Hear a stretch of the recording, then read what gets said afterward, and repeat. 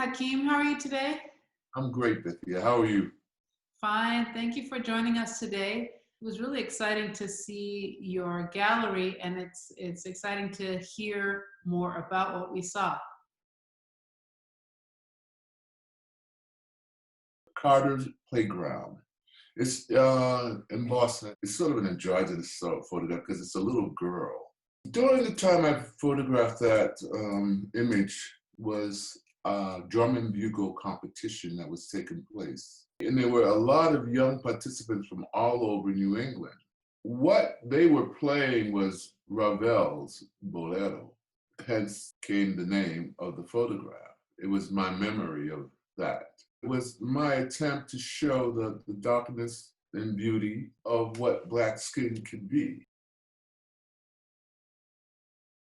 Photographed in New York City. These kids were playing hard, real hard, and running back and forth and back. But then this one caught me when this kid just ran up to the bubbler and wrapped his hands around it and just started to, you know.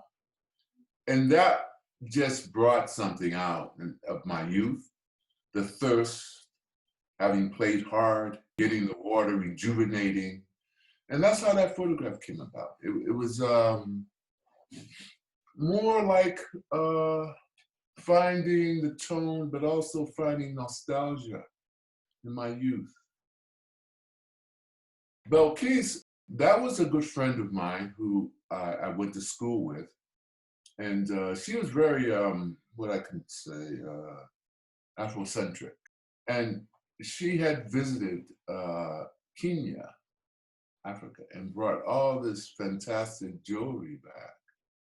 And at the window, I just took that photograph. Something very beautiful and elegant about the jewelry and her placing herself as an African queen. Symbolically, that was about saving the Big Easy, New Orleans, and the horn was the metaphor, carrying it above the water and going forward into a new space. How did you capture that photograph of the person in that moment? Well, actually, it's created. I'm the subject. Oh, Yes. And it was a matter of having that image of me. And then I took that image and then I created the water. I like it so much. It's me.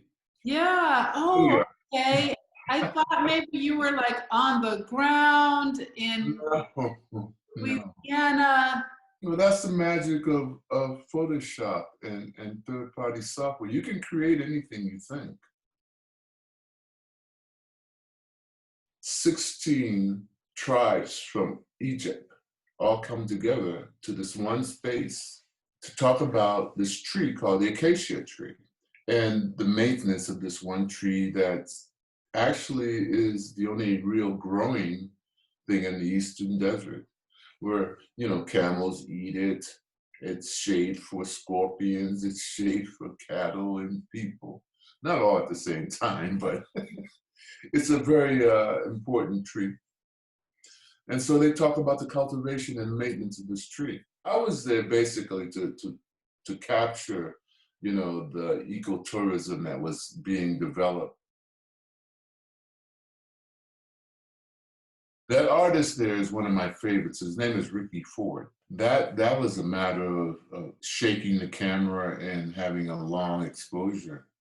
That was all done in the camera at the time of the shooting. Now he's living in France, in France right now, I believe. And yeah, I sent him the image. He loved it, so you know it's all cool. But he plays with the Makanda project that the Unitarian Church has on their grounds.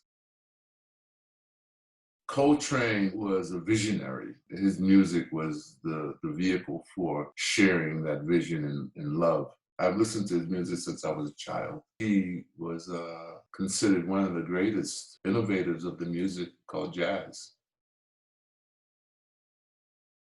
A group of women who came together to pay homage to the African diaspora, the ancestors. And they came together in white to make homage to the waters at Carson Beach in South Boston, which is interesting too, because, you know, years ago, I remember you didn't go to Carson Beach because it was taboo. Growing up in Roxbury, you were always aware of the racial segregation that was existing, especially in South Boston. You didn't go there if you didn't have to. It was a dangerous place.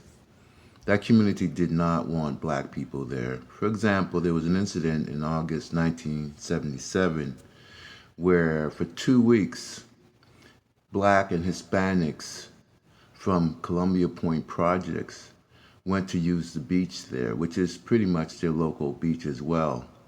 But they were met by the local white citizens of South Boston who fought them from using the beach and the bathhouse facilities. It was investigated by the FBI. Of course, there were fights and clashes during this time, but things have gotten better since then. It was beautiful to see this park now coming back alive and the presence of African women coming there, and not just African women, but those of diaspora to pay homage. I created that because I wanted to give him a presence in Boston, and that's the only way I could do it. It didn't exist otherwise. And that being combined from a digital Photoshop manipulation to knowing the style of street photography and putting them together. Definitely, I was playing with that in a street photography sensibility. So neat. Oh, I feel like I'm getting into I like the fact that it got you. Every photographer has a journey in how they go about taking and making photographs. As I say, I'm a visual artist as well as a photographer. So I like to use the image as my springboard to greater ideas themselves, because I always believe that the image has its own identity once you create it. So I do believe in the print as the final statement. And that is everything to me. But you bring a certain amount of experience to understanding it. That's your duplicity, part of it.